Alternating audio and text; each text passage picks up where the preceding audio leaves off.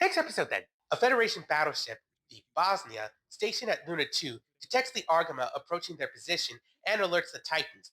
Back in Green Noah, Bright arrives at Bast's office to retrieve orders to deliver to Admiral Jamitov Hyman. However, he's covered in bandages when he gets there. Gee, I wonder why.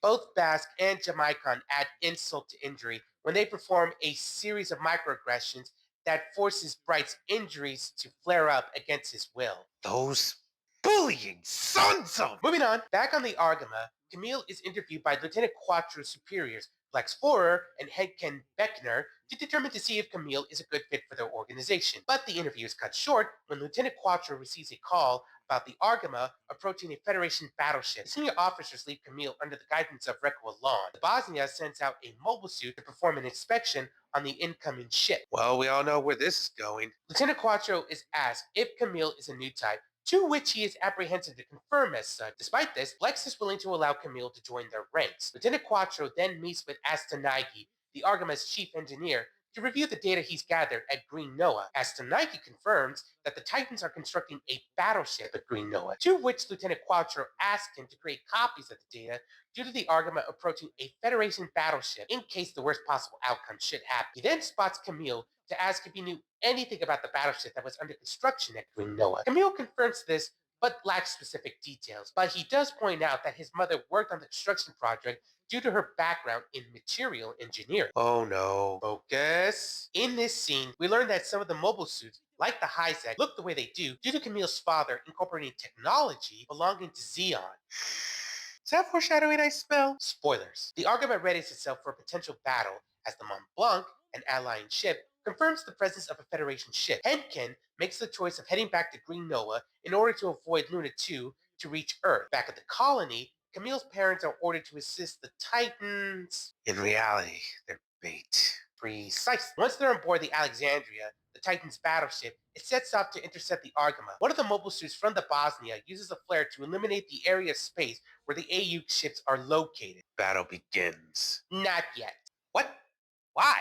Because this is not a mobile suit belonging to the Titans, but a Federation mobile suit. This sets up a suspenseful scene as the Garibaldi, the Federation mobile suit, emits a halt signal at the Argama. Flex surmises that the Garibaldi in question is not from the Titan, to which Henkin orders Lieutenant Quattro to stand by in his Rick Diaz as the Argama maintains its present course. The Garibaldi performs a series of flybys, suspicious of both ships not slowing down, before ordering the Argama to ID itself. Quattro stands ready to take action in this Rick Diaz, but Henkin refuses to take action and orders Lieutenant Quattro to remain on standby. Oh boy, it's getting tense. When the pilot of the Garibaldi, Lila Rila, threatens to open fire on the Argama, Henkin decides to declare to the pilot that both ships belong with the AU, which compels the pilot to take action against both ships. Yes? Yes. Thankfully, Lieutenant Quattro deploys in his Rick Diaz to defend both ships. Henkin then orders all of their mobile suits to aid Lieutenant Quattro. Then the battle begins! Yes, but then we cut to Camille's parents on board the Alexandria. Just chill. This is for good reason. Hilda asks Franklin if he knew their son stole a Mark II Gundam, but Franklin claims ignorance, much to his wife's disappointment. This scene gives us a little bit of insight into Camille's family life before the inciting incidents that caused the events of the anime to start. If I had to guess, if the Titans didn't set up shop at the Green Noah colony, they would have likely gone through a seriously messy divorce. Let me tell you something, Hilda would have been justified in doing so. What are you talking about exactly? Spoilers. Back on the Argama, Rekawel aids Camille in putting on a spacesuit, but the only one available is one made for pilots. This will be important later. Back out in space, Quattro continues fighting against the Gabaldis. The way the Red Rick Diaz fights makes Leela believe she is fighting against the Red Comet.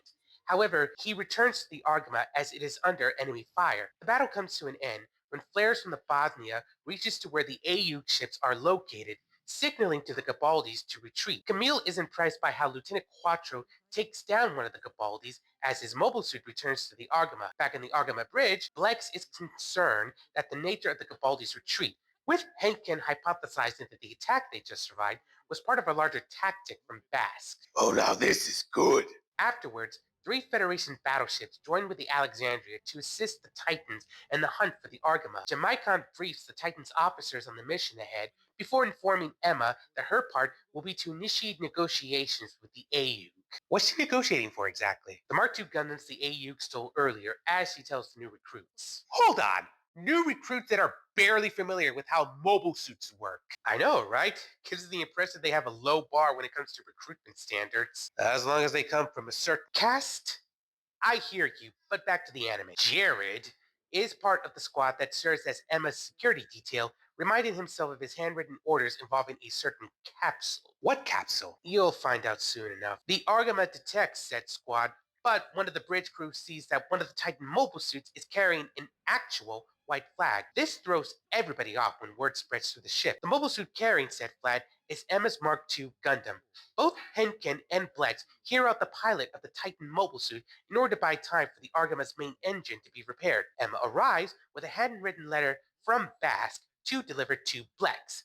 As she is guided to the bridge by Lieutenant Quattro, a lot of the crew temporarily stop performing their respective duties to get a look at the Titan pilot, Camille among them. Emma finally meets then with Blex, delivering the letter to him. To Emma's confusion, Blex is angered by the contents of the letter. Oh no. Emma soon discovers, much to her shock, that the Titans will kill Camille's parents if he does not return with the stolen Gundams. Oh snap. This action is one of many that establishes the Titans as the big bads of Zeta Gundam, as well as a microcosm of the Earth Federation government.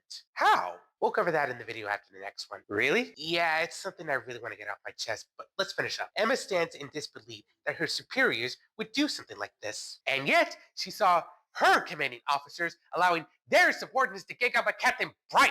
Both Blex and Henken try to convince Emma that the Titans are staffed by Earthborn mercenaries possessing neither honor nor humanity, existing only to be cruel, to both force fear onto the people of space, making them obey to the Earth Federation under the threat of violence and for the sake of cruelty itself.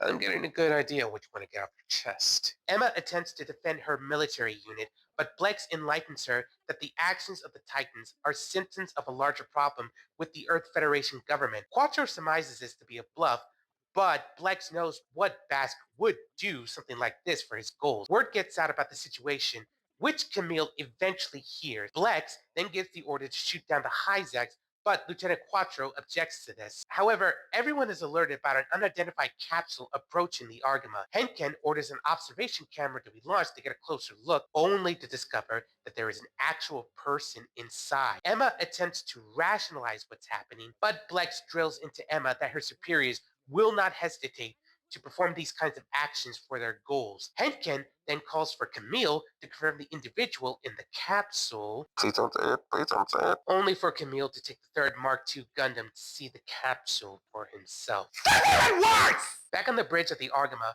Rekoa advocates to take Lieutenant Quattro's recommendation, but they soon find out that Camille went out in the third Mark II Gundam. Lieutenant Quattro heads out in his mobile suit as the audience discovered that Hilda is inside the capsule. Those sons of... Earlier, Jared reads the orders given to him that demand him to shoot down the capsule if any enemy units approach it, believing it to be a bomb. He sees a Gundam exiting the Argama, but mistakes it for Emma. He eventually realizes that it is really one of the stolen Gundams, prompting him to act on his orders to shoot down the capsule. Camille finally confirms that his mother was in the capsule as he retrieves it. Only for Jared to shoot it down, exposing Hilda to the vacuum of space.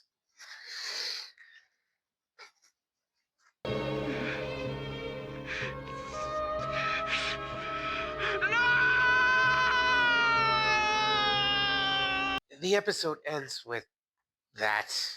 I wouldn't blame you when I skip this one. No, I'm gonna watch it. Yes, I still want to see transforming mobile suits, but I had to remember that Gundam is an anti-war anime. Well, all the same, try to stay level-headed when it comes to this anime. Why? The reasons will become apparent the more you watch. Don't forget to like, subscribe, and turn on notifications. I really appreciate your support in helping the channel grow.